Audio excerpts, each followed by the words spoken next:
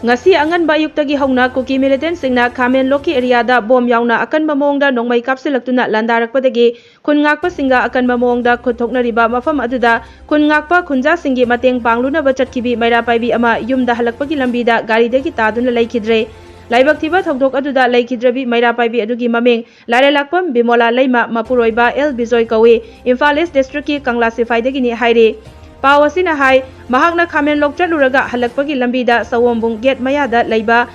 Namdenlung school mapa yoramdaida garidagi taduna laikidabani asiba hakchang adu Janims ki mokta thamkhre haire laikidrabi Bimola gi mapuroiba Bijoyna phongdorakpada mahakna khunja singgi mateng pangluni haina chatkibani adubo laibak tiba thokdok amana mahakti thawai yaudaba hakchang oina halakle mahakti miyamgi damak chatkibani mahaki hakchang miyamgi oikrabani maram aduna miyamda kathokjare haiki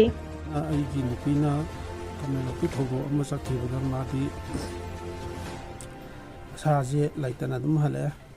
magi laifamdi Kangla Siphaini aduga magi maming Bimola Leimani aduna maksi masigi thogo fokosida aisu gyan taate kamai tawkhino jo aisu yumda lehebunina mai si halakpuda aisi wakhan ma dum taw lere aduna magi thawngam mayamda lebak sina thokre sina